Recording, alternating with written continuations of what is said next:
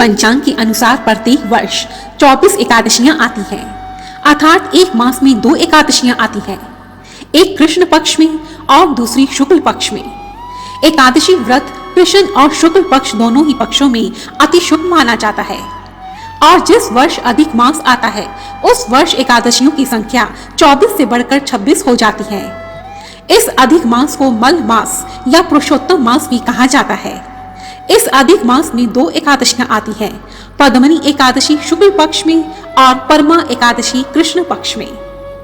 वर्ष 2020 में अधिक मास 18 सितंबर से आरंभ हो रहा है। धार्मिक दृष्टि से अधिक मास स्नान, दान, पूजा पाठ तथा भगवान विष्णु की उपासना करने का मास है और इसी कारण इस मास की एकादशी का महत्व भी कई गुना बढ़ जाता है। अधिक मास के शुक्ल पक्ष की एकादशी को पद्मनी एकादशी अथवा कमला एकादशी अथवा पुरुषोत्तमी एकादशी भी कहा जाता है।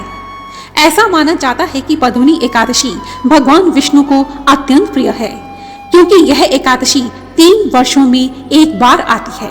पद्मनी एकादशी को विधि पूर्वक व्रत करने वाला मनुष्य विष्णु लोक को जाता है और सभी प्रकार के यज्ञों, व्रतों एवं तपस्या का फल प्राप्त कर लेता है तथा इस लोक में कीर्ति को प्राप्त कर अंत समय में वैकुंठ को जाता है। इस एकादशी पर भगवान विष्णु के साथ साथ शिव पार्वती का पूजन करने का भी विधान माना गया है। इस दिन रात्रि जागरण करने से विशेष कल्याण होता है। एकादशी व्रत नियमित रूप से करने पर भगवान विष्णु की विशेष कृपा प्राप्त होती है, जिसके फलस्वरूप पितृ दोष की समाप्ति होने लगती है। एकादशी व्रत करने से शरीर और मन को एक नई शक्ति प्राप्त होती है और जीवन में कोई भी बीमारी प्रभावित नहीं करती। पद्म पुराण के अनुसार पद्मनी एकादशी का व्रत मनुष्य के समस्त पापों का नाश करता है और पाप मुक्त हो जाने पर मनुष्य के जीवन में सुख और समृद्धि आती है। पद्मनी एकादशी के दिन दान का भी बहुत महत्व माना गया है। इस दिन निर्धन लोगों को वस्त्र, मिठाई, फल इत्यादि का दान करना अति उत्तम रहता है। इस व्रत को करने से देवी लक्ष्मी की कृपा सदैव बनी रहती है। पुराणों के अनुसार जितना पुण्य कन्या दान, हजारों वर्षों की तपस्या और स्वर्ण दान से मिलता है, उससे अधिक पुण्य एकमात्र पद्मनी एकादशी का व्रत करने से प्राप्त हो जाता है तथा जीवन सुख सौभाग्य से परिपूर्ण हो जाता है। अब हम जानते हैं वर्ष 2020 में पद्मनी एकादशी की डेट और शुभ मुहूर्त। इस वर्ष सन 2020 में पद्मनी एकादशी 27 सितंबर रविवार को पड़ रही है। एकादशी तिथि आरंभ होगी 26 सितंबर शाम 6:59 पर। एकादशी तिथि समाप्त होगी 27 सितंबर शाम 7:48 पर।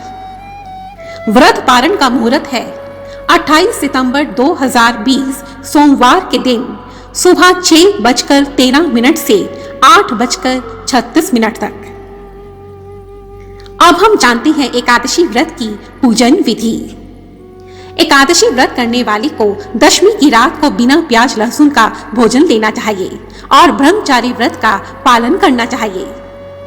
इस एकादशी के दिन गंगा स्नान या किसी पवित्र नदी में स्नान करने से महापुण्य की प्राप्ति होती है, परंतु यदि यह संभव नहीं है तो घर में ही स्नान के जल में थोड़ा गंगा जल डालकर स्नान करें। साथ ही स्नान के जल में थोड़े काले तिल, मिट्टी और आंवला पाउडर भी डालें। ऐसा करने से समस्त पापों का शमन होता है। इसके पश्चात पीले वस्त्र अथवा श्वेत वस्त्र धारण करें और भगवान विष्णु के समक्ष इस व्रत का संकल्प लें। संकल्प लेने के लिए एक हाथ में थोड़ा जल, थोड़े फूल और थोड़े चावल लें तथा भगवान के समक्ष इस व्रत को पूरा करने की प्रार्थना करें।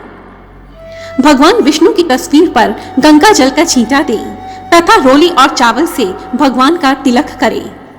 भगवान को पीला रंग अत्यंत प्रिय है, इसलिए उन पर पीले रंग के फूल चढ़ाएं। भगवान विष्णु को पीले रंग के फलों का भोग लगाएं। भगवान पर तुलसी पत्र अर्पित करें। तुलसी पत्र अर्पित करने से भगवान अत्यंत प्रसन्न होते हैं। भगवान विष्णु की पूजा करने के पश्चात इस एकादशी की व्रत कथा को सुने। इस व्रत कथा को सुनने से महापुण्य की प्राप्ति होती है। कथा के पश्चात भगवान विष्णु की प्रेम पूर्वक आरती करें। जय जगदीश हरे, ओम जय जगदीश हरे। इस व्रत में आप केवल फलाहार ही लें, नमक का सेवन ना करें, अन्न का सेवन ना करें। इस दिन भगवान के विष्णु सहस्त्र नाम का पाठ सुने तथा महामंत्र ओम नमो भगवते वासुदेवाय इस मंत्र का यथासंभव जाप करें। तुलसी माता को प्रेम पूर्वक जल अर्पित करें और संध्या के समय तुलसी माता पर दीपक जलाएं। तुलसी जी की पूजा करने से भगवान विष्णु की कृपा प्राप्त होती है। इस दिन भगवान शिव की पूजा करने का भी विधान माना गया है। भगवान शिव पर जल, बेलपत्र और धतूरा तथा पुष्प चढ़ाएं। एकादशी के दिन तन और मन दोनों से शुद्ध रहे, झूठ ना बोले और किसी की निंदा ना करें। इस दिन प्रति पहर भगवान की पूजा करें। प्रथम पहर में भगवान को नारियल, दूसरे में बेलपत्र, तीसरे पहर में सीताफल और चौथे पहर में सुपारी तथा नारंगी अर्पित करें। रात्रि जागरण करें और भगवान विष्णु का भजन कीर्तन करते रहें। अगली सुबह अर्थात द्वादशी के दिन प्रातः भगवान की पूजा करें और ब्राह्मण को भोजन करवाकर दक्षिणा दें तथा उसके पश्चात ही अपना व्रत खोलें। इस प्रकार विधि विधान से व्रत और पूजा करने से भगवान विष्णु प्रसन्न होते हैं और उनकी कृपा सदैव बनी रहती है। जय श्री हरि बोलो, जय श्री नारायण। यदि आपको मेरी यह वीडियो पसंद आई है, उपयोगी लगी है, तो आप प्लीज इसे लाइक कीजिए, दूसरों के साथ शेयर कीजिए और मेरी इस भक्ति चैनल को सब्सक्राइब करना ना भूलें।